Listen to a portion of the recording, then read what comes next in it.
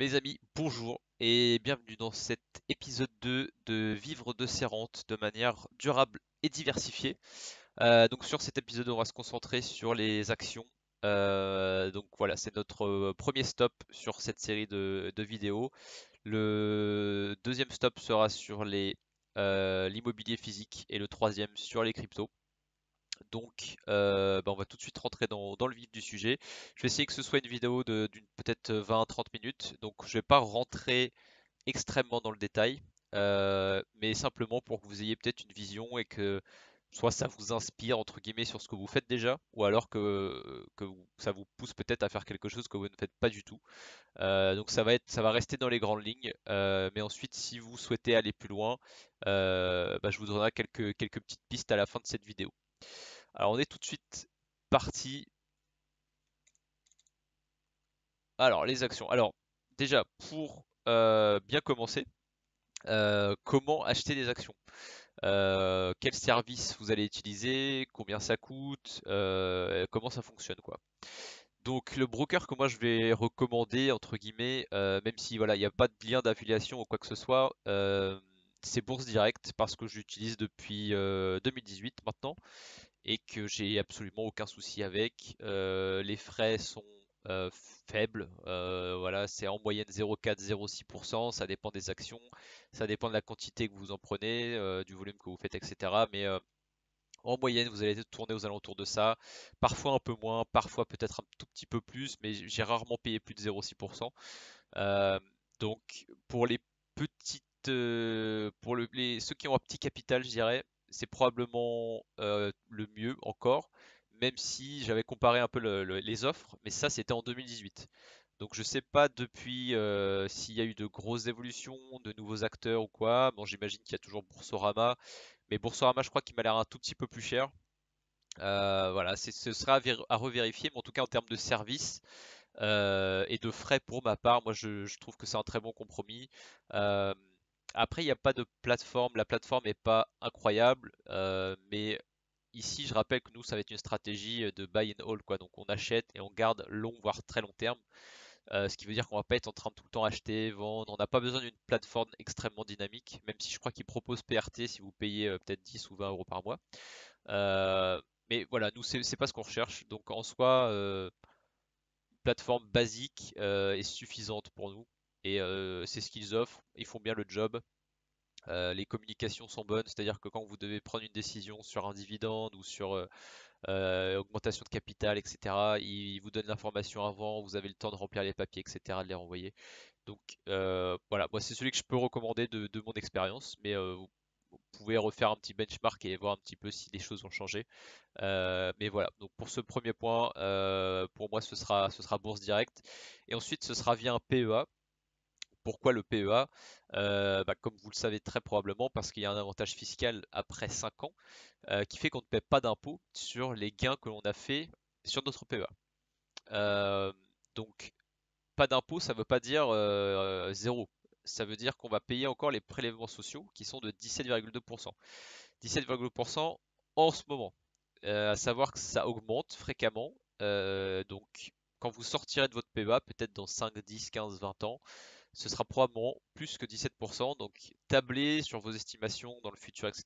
Peut-être tabler sur un 18-20%, quoi. Moi, je prends toujours le pire scénario. Tablez peut-être sur 20% dans 10 ou 20 ans quand vous allez casser votre PEA ou quand vous allez commencer à sortir vos rentes, tout simplement. Mais voilà.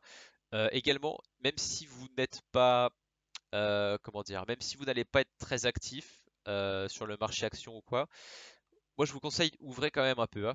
Ouvrez quand même un PEA parce que ça ne coûte rien ou quasiment rien. Je pense que c'est peut-être 40 euros de dépôt. Mais en fait, l'ouverture de ce débat, cette date d'ouverture de PEA, ça va déclencher justement cette horloge en fait qui va déclencher l'avantage fiscal. Donc en fait, même si vous n'achetez pas d'action, cette date restera la date d'ouverture du PEA. Ce qui fait que dans 5 ans, même si vous n'avez pas acheté une seule action sur votre PEA, il sera quand même défiscalisé. Donc si vous commencez à traiter des actions dans 5 ans, et bien tout ce que vous gagnez dans 5 ans sera déjà défiscalisé. Donc vous ne paierez que les prélèvements sociaux à cette date-là. Donc ça ne coûte rien, quasiment rien, quelques dizaines d'euros je pense. Donc ouvrez-le même si vous n'en servez pas, ça peut toujours servir plus tard. En tout cas, c'est mon conseil.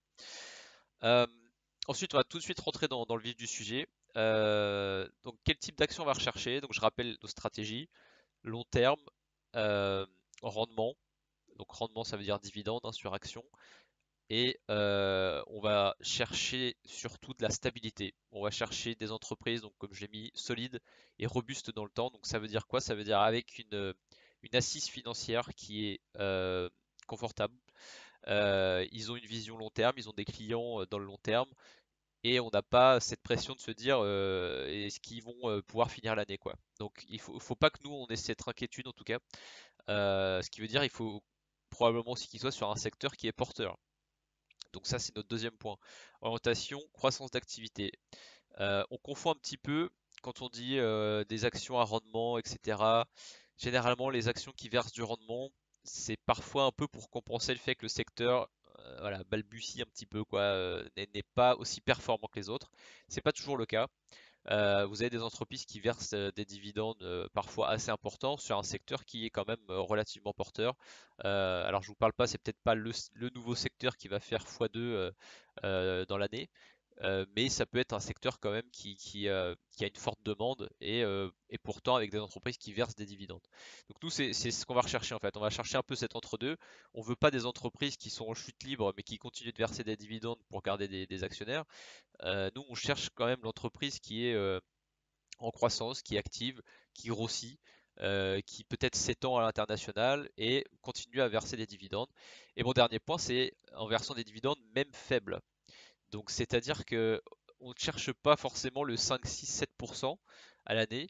On cherche simplement des récurrences. Voilà, il faut que l'entreprise verse des dividendes même quand le marché se porte pas très très bien. Euh, donc c'est important parce que si un jour, ça peut être votre cas, c'est pas mon cas, mais ça peut être le cas de quelqu'un qui veut vraiment tout mettre en action, il veut pas de crypto, il veut pas d'immobilier, il veut rien d'autre, et il se dit moi c'est les actions à 100%, bah, cette personne-là, tous les ans, il faut qu'elle sorte du cash. On veut pas sortir notre capital, donc il faut qu'on ait des dividendes. Pour avoir des dividendes, il faut quand même que l'entreprise soit en forme. Et on vient d'avoir l'exemple avec le Covid, plus de la moitié des entreprises n'ont pas versé de dividendes parce que justement c'était un moment d'incertitude sur des marchés qui parfois bah, on ne savait pas trop quoi, on savait pas quand ça allait reprendre, est-ce que ça allait reprendre vraiment. Euh, donc il y a ça aussi. Donc il faut avoir cette vision de se dire ok, je dois assurer quand même un minimum de revenus. Donc on peut, voilà, si on touche normalement 50 000 euros de dividendes par an et que là on en touche 20 000, ça va encore. Je veux dire, on passe pas de 50 à 0 quoi. Il faut quand même s'assurer un minimum, donc avec des entreprises vraiment très solides, très costauds, qui peuvent résister toutes les tempêtes quoi. Euh, voilà, donc ça c'est pour dégrossir un peu ce qu'on va rechercher. Euh, et ensuite, on parle aussi souvent de diversification. Je le vois dans pas mal de vidéos. Après, je regarde pas forcément beaucoup de contenu, mais le peu de contenu que j'ai regardé, on s'attarde quand même pas mal sur la diversification. Alors oui, c'est important, mais il n'y a pas de, comment dire, il n'y a pas de phrase philosophique clé du genre pas plus de 5% sur une entreprise, pas plus de 10% par secteur, des trucs comme ça. Oubliez tout ça. Évitez simplement de vous surexposer sur un ou deux secteurs particuliers ou sur une ou deux entreprises en particulier. Mais ça ne veut pas dire que vous ne pouvez pas avoir une action qui représente 20% ou 25% de votre portefeuille. Parce que cette action-là a peut-être pu faire x4, x5. Au début, c'était 5%, maintenant c'est 25 parce qu'elle a explosé. Ça ne veut pas dire qu'il faut en vendre la moitié et répartir ailleurs. Si vous pensez que la croissance est toujours devant pour cette entreprise, qu'il y a encore une vision à long terme, gardez-la. Il n'y a pas d'intérêt à arbitrer alors que en fait vous êtes justement sur le cheval gagnant, quoi. Donc, oubliez un peu tout ça. Euh, Simplement, il faut aussi savoir quand on a tort, quoi. Et quand on a tort sur quelque chose où on a fait que, par exemple, moyenner à la baisse, et quand je dis moyenner à la baisse, c'est pas forcément mauvais sur certaines actions, mais le terme moyenner à la baisse est un peu péjoratif. Mais on va dire, optimiser son PRU, quoi, si on veut être positif. Mais si voilà, si vous êtes planté, si vous êtes sur le mauvais secteur, sur la mauvaise action, à un moment il faut se rendre compte aussi. C'est pour ça que évitez de vous surexposer parce que si vous vous plantez sur une action qui représente 40% de votre portefeuille, c'est très très dur. C'est dur de s'en relever, ça va prendre beaucoup de temps. Donc évitez ça. La diversification, c'est la sécurité, mais c'est aussi taillader dans les rendements.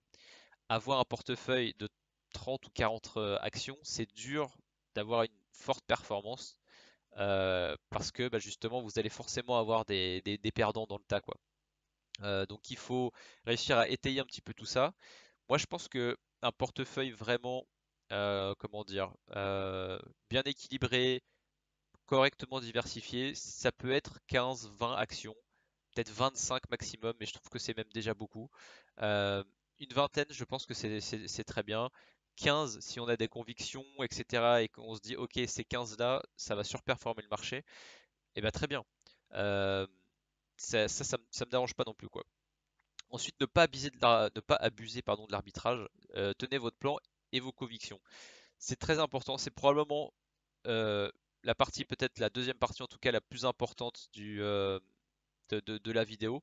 Euh, Tout simplement parce que en fait, arbitrer sans cesse, c'est simplement gagnant pour votre broker. Ce sera pas gagnant pour vous. En tout cas, ici, on n'est pas dans une stratégie de trading où on achète le lundi, on revend le vendredi et on prend 5%.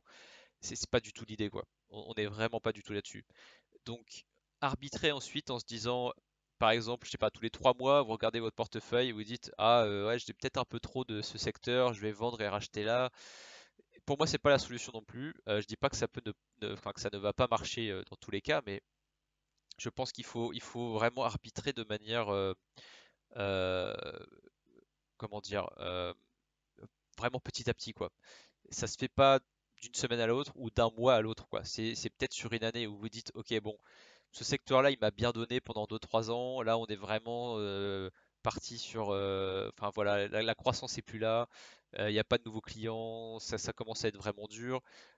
Peut-être commencer à vous réorienter, commencer à vendre peut-être un peu la moitié de vos actions et remettre sur un autre secteur qui vous paraît plus porteur.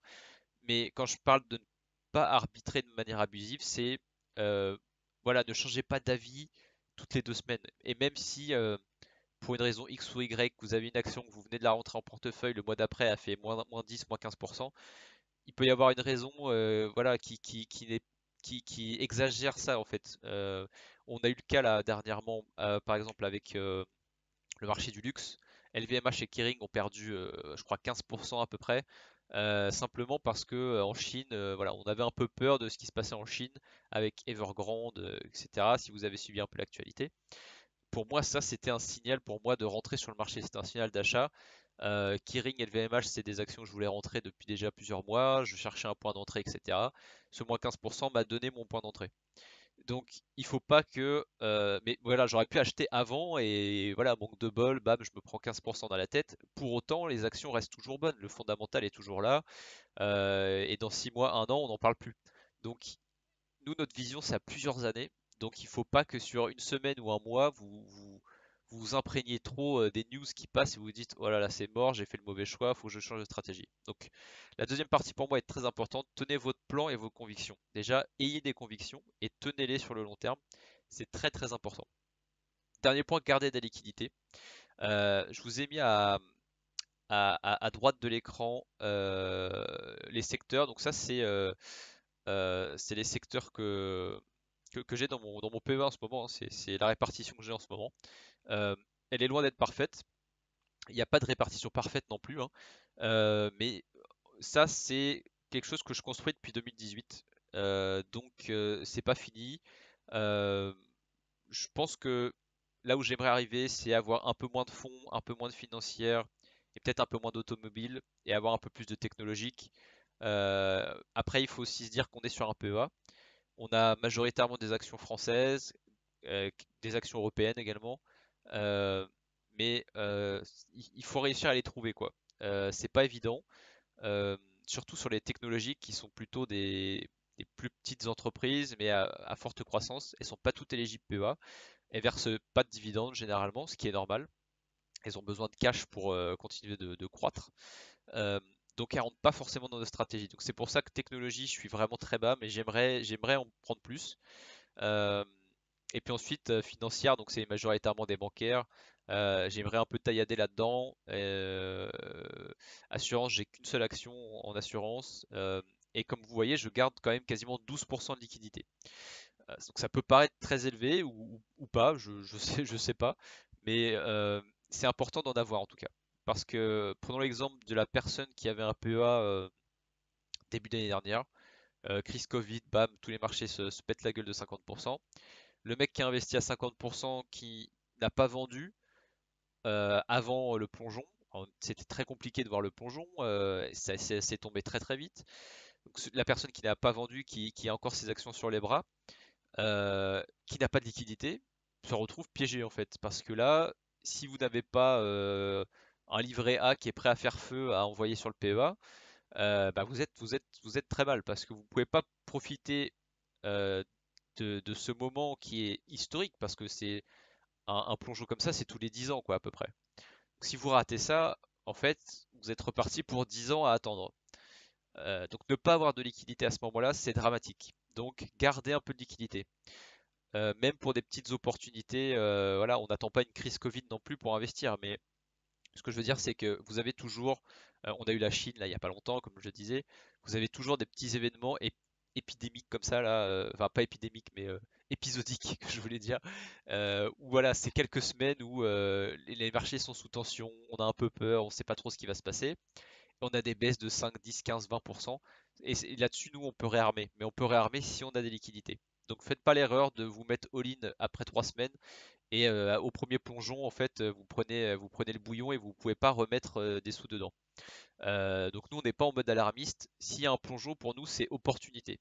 On n'a pas peur, au contraire, on est heureux quoi. Quand ça plonge, on est heureux parce qu'on a du cash, on peut racheter, on peut remettre des sous dans la machine, quoi. Euh, Ensuite, donc sélection d'actions et stratégie. Donc là, j'ai déjà un peu parlé de ça, donc je vais pas non plus m'attarder trop là-dessus, mais plutôt sur le dernier point. Donc rapidement, action à dividende, marché porteur, entreprise solide. Ça, on a déjà dit. Réinvestissement de 100% des dividendes. Ça, c'est au début, bien évidemment. Au début, on veut réinvestir, on veut créer des intérêts composés, c'est-à-dire que nos dividendes, on les réinvestit et ils vont créer eux-mêmes des dividendes. Euh, c'est c'est basique, mais c'est important, il faut le faire. Ça ne veut pas dire réinvestir les dividendes dans la même action qui a produit les dividendes. Ça, c'est autre chose également. C'est une stratégie que vous pouvez avoir. Euh, c'est un choix également, mais si vous avez un autre marché porteur à côté, que vous n'avez pas trop de liquidité et que là vous avez des dividendes qui rentrent d'une autre action, profitez-en pour peut-être renforcer le marché qui vous paraît le plus porteur à ce moment-là. Ça peut être une idée. Euh, et il n'y a pas aussi que les dividendes. Vous avez des augmentations de capital. Veolia, par exemple, dernièrement, c'était il y a quelques semaines, donc je crois que c'était même ce mois-ci, je ne sais plus. Euh, mais voilà, augmentation de capital. Donc en gros, on va vous dire, est-ce que vous voulez profiter d'actions bradées, quoi. Donc là, on avait par exemple des actions Veolia à 22, je crois, 22 euros, alors que le marché est à 26. Évidemment, c'est très intéressant. Donc si vous pensez que Veolia va continuer de monter et qu'à la date où vous allez recevoir vos actions, l'action sera au-dessus de 22, prenez ça. Mais il faut rester un peu attentif parce que vous avez 2 semaines, je crois, pour décider. Donc il faut déjà savoir que ça se passe et ensuite il faut se connecter, il faut faire la demande, etc. C'est assez important. Quand vous commencez à avoir pas mal d'actions, ça peut représenter quelques dizaines, centaines d'euros, quoi. Et ça plusieurs fois par année, si vous les ratez toutes, ça peut avoir certaines conséquences sur votre portefeuille. Donc euh, simplement restez aux aguets. Il y a pas que ça non plus, parce que parfois on vous demandait aussi les dividendes, est-ce que vous voulez la moitié en actions, la moitié en cash, tout en cash, etc. C'est à vous de voir, mais généralement les actions ont une décote, ce qui fait que c'est plus intéressant de prendre des actions. Euh, donc voilà, ce sera à vous de prendre la décision. Mais si vous êtes à une vision bullish, enfin voilà, si vous pensez que ça va continuer de monter, prenez les actions des côtés, bien évidemment. Quelques exemples. Alors j'ai mis Total pour l'énergie, donc voilà, composition de votre portefeuille, vraiment exemple basique. Total pour l'énergie, 6% de dividendes, c'est l'action cœur probablement du portefeuille parce que elle verse beaucoup de dividendes. C'est une machine à cash, quoi. Voilà, je l'ai pas dit, mais on recherche des machines à cash. Quand je dis entreprise solide, marché porteur, etc., c'est une entreprise qui a beaucoup d'argent, qui génère beaucoup d'argent et qui en redistribue beaucoup à ses actionnaires. Total, c'est l'archétype parfait de cette action-là, c'est-à-dire que c'est une machine à cash, quoi. Et faire rentrer du cash, quoi qu'il arrive, bam, bam, bam, ça rentre, ça rentre, ça rentre. Versement trimestriel en plus, donc très intéressant. Et 6% de dividendes, ce qui est énorme. Ensuite, on a le VMH Kering, donc là, c'est la deuxième facette. C'est-à-dire que c'est le marché du luxe qui est un marché porteur. Donc on a un marché en croissance qui est plutôt en plus sur l'Asie. Asie également en croissance. Donc là, on cumule vraiment les bons points. Par contre, c'est 1% de dividende. Vous allez me dire, 1% de dividende, bon, c'est pas comme ça que je vais payer ma retraite, quoi. Oui et non. Comme j'ai dit au tout début, même des dividendes faibles, on prend. Pourquoi? Parce que l'action LVMH ou Kering, vous allez l'acheter aujourd'hui, je sais pas, à 100. Quand elle sera à 200 et qu'elle verse toujours 1% de dividende, pour vous, c'est 2% en fait. Parce que vous avez payé l'action deux fois moins cher. Donc quand il vous verse 1%, en fait, vous, effectivement, vous touchez 2%. Donc, il y a ce côté-là. Et puis il y a surtout le côté du marché qui est très porteur. Donc en fait l'action elle-même va augmenter dans le temps. En tout cas c'est ce que vous prévoyez personnellement. Mais c'est un peu ce que tout le monde prévoit. Enfin voilà, je veux dire l'Asie est en croissance, le luxe en ce moment la consommation, même pendant les crises, on l'a vu hein, pendant le Covid, même pendant le Covid, même pendant n'importe quel type de crise, les gens continuent d'acheter du luxe parce que les riches sont toujours riches et qu'ils dépensent toujours à peu près de la même façon. Donc c'est un marché vraiment très solide. Donc dans notre portefeuille, on en veut vraiment parce que c'est la stabilité et c'est du cash flow qui rentre quoi. Ensuite j'ai mis BNP AXA pour banque assurance. C'est un peu plus classique. BNP, entreprise extrêmement solide, machine à cash, qui redonne beaucoup de dividendes. Voilà, ça c'est une des actions fortes du portefeuille. AXA également. AXA j'aime beaucoup parce qu'ils sont très orientés sur l'Asie également. Euh, pour moi, voilà, mes convictions, par exemple, c'est que l'Asie, ça va continuer dans les années à venir à être le marché qui va exploser, quoi. On a l'Asie du Sud-Est aussi, qui est encore en très forte croissance, et qui est encore très peu touché par tout ça. Enfin, ce sont des marchés qui sont pas encore atteints par toutes ces entreprises-là. Euh, donc ça, faut le garder en tête, mais chacun a ses convictions. Ce sera peut-être pas la vôtre. Mais en tout cas, moi c'est aussi comme ça que j'alloue mon capital, c'est que je vois la vision des entreprises et je me dis ok bon, on pense à peu près la même chose. En plus l'entreprise rentre dans mes critères, elle verse des dividendes, c'est une machine à cash, etc.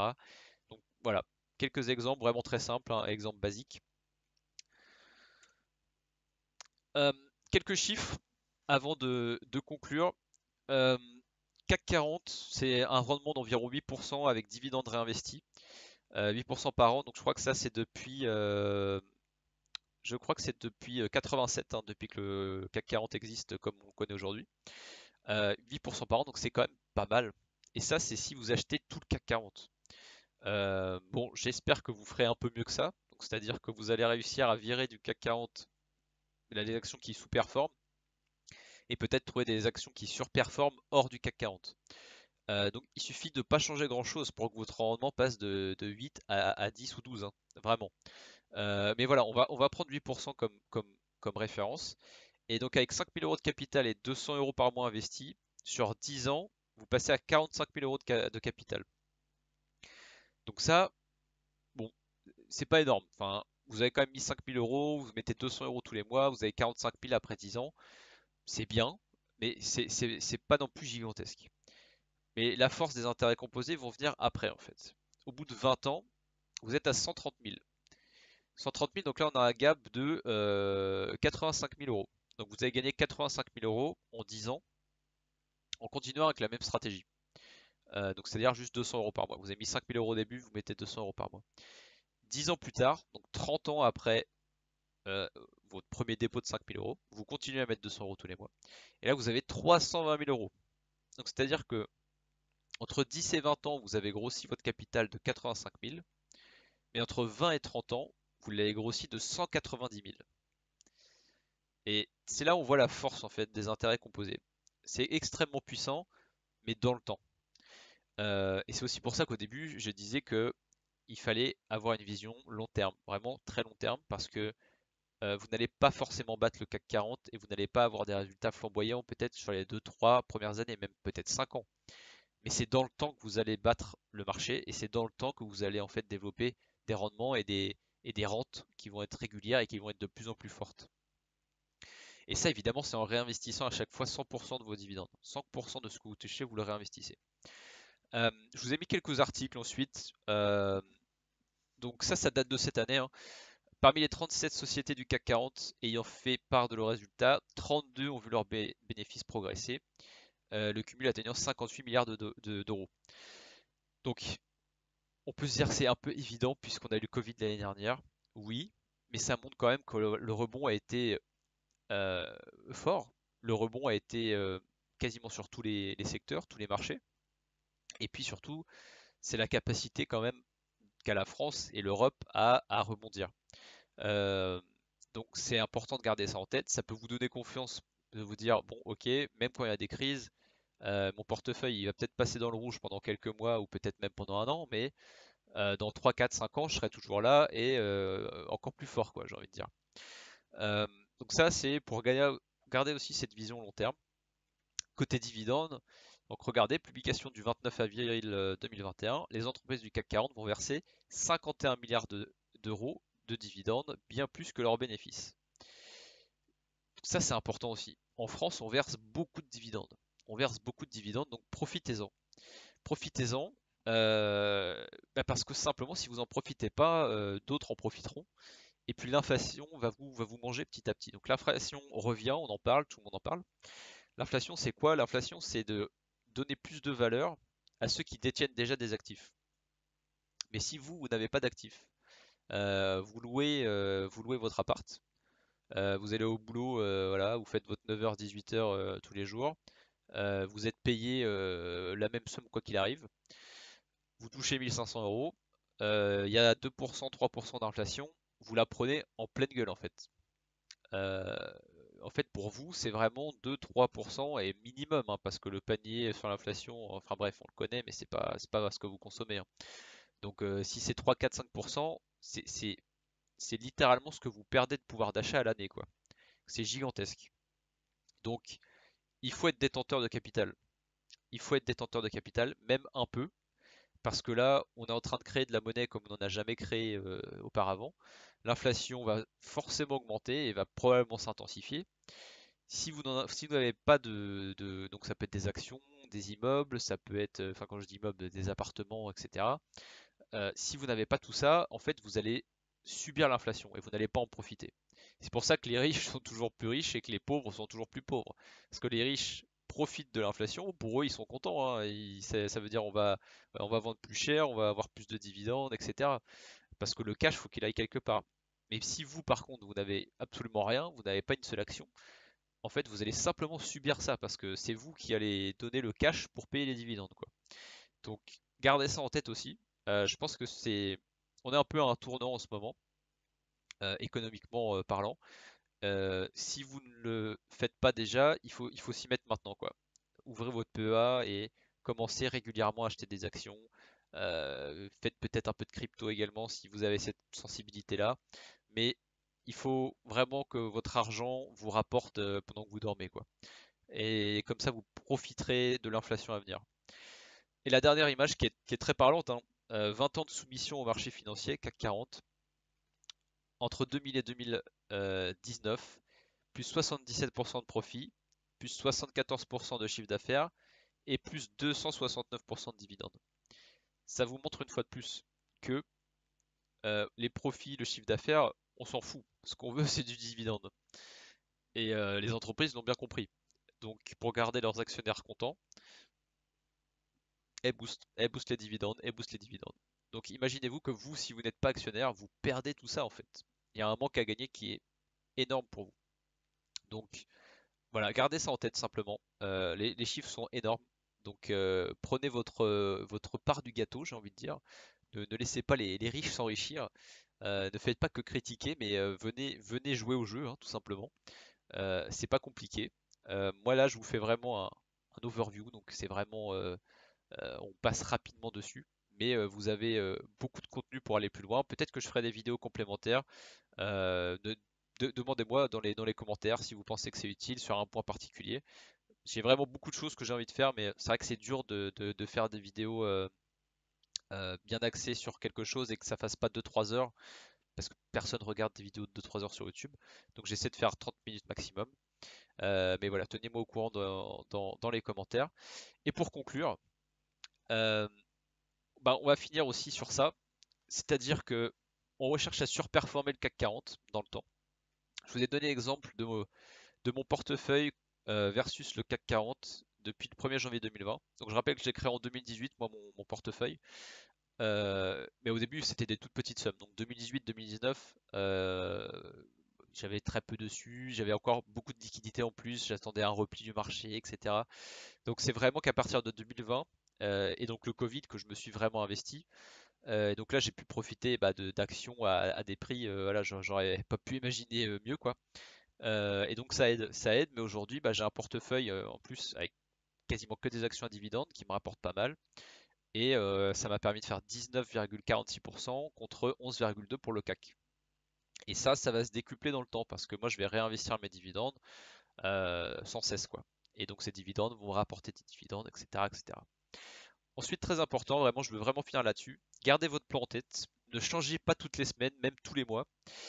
Et puis surtout, les nouvelles quotidiennes et les performances du marché à court terme ne nous intéressent pas. Donc on s'en fout. On s'en fout, mais vraiment. Euh, D'un mois à l'autre, si vous avez une action qui fait moins 10%, même moins 20%, euh, c'est pas grave. Si vous avez vos convictions et si vous êtes persuadé que vous êtes sur le bon marché au bon moment, sur la bonne action, etc., c'est le moment de racheter en fait. C'est le moment de racheter. Mais pour ça, il faut vraiment, il faut être fort dans la tête hein, quand même, hein. Mais voyez votre argent vraiment comme un outil qui va vous permettre de générer du capital plus tard et qui va vous permettre de profiter bah, des versements de richesse des entreprises. Donc il faut voir ça comme ça. Ne voyez pas ça comme une perte. Vous êtes à moins 20% si vous vendez maintenant. Mais nous, on a un horizon très long terme, une fois de plus, hein. Donc pour vous, c'est l'opportunité de racheter. Une fois de plus, si vous vous plantez, il faut aussi l'admettre. Il y a un moment, si vous vous entêtez sur un secteur qui est mort, sur une entreprise qui dégage plus aucun bénéfice, qui commence à s'endetter pour verser des dividendes, alerte rouge quoi. Là, il faut arrêter, il faut tout vendre et il faut repartir ailleurs. Ça, il faut aussi s'en rendre compte. C'est pas facile, mais il faut aussi s'en rendre compte. Pour ça, voilà, faut aller un peu plus dans le détail. Euh, donc forcez-vous à avoir une vision long terme, très long terme, et ayez des convictions. Je l'ai mis en gros, avec un point d'exclamation.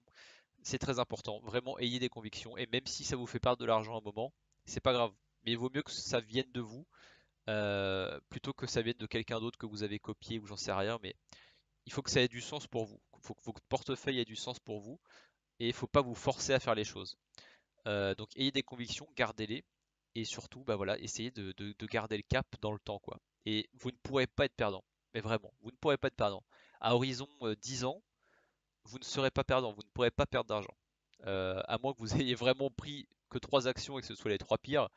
Mais voilà, c'est pas possible. Si vous avez un portefeuille un minimum diversifié, avec voilà, la stratégie que j'ai rapidement mis en place ici, vous ne pourrez pas perdre en fait.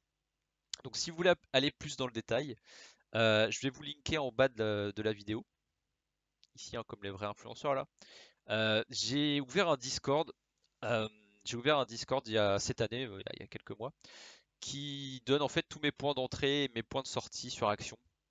Euh, c'est pas un Discord pour tout le monde, c'est pas un truc que j'en fais pas la pub ailleurs, mais là évidemment le contenu s'y prête parfaitement, donc c'est pour ça que je le mets en avant. Donc il y a 2 semaines gratos, donc vous pouvez venir vous balader sur le Discord pendant 2 semaines, vous paierez rien. Et ensuite, c'est 20 dollars par mois. Donc, ça fait 17 euros par mois à peu près. Donc, je dis c'est pas pour tout le monde parce que 17 euros par mois, il faut quand même déjà avoir un petit capital ou en tout cas avoir des rentes qui couvrent ça quoi. Euh, mais si vous voulez aller plus dans le détail, que vous n'avez pas le temps ou quoi, ça peut être bien. Ça peut être bien. J'ai ouvert une partie crypto également. Donc je vais continuer à mettre du contenu là-dessus. Si voilà, ou contactez-moi, on peut en discuter également. Mais je ne cherche pas à avoir 15 ou 20 personnes dessus, quoi. 4-5 personnes actives qui également mettent du contenu, ça peut également être cool. Pour le moment, il n'y a qu'une personne. En fait, je l'ai créé à la demande d'une seule personne. Sinon, je ne l'aurais pas créé. Mais maintenant, je me dis, bah, pourquoi ne pas l'ouvrir en fait? Ça peut qu'être bénéfique. Donc voilà, si vous êtes intéressé, faites-le moi savoir. Euh, et puis sinon, on se retrouvera pour l'épisode 3 qui sera l'immobilier physique. Euh, donc voilà, on est à 35 minutes, c'est parfait.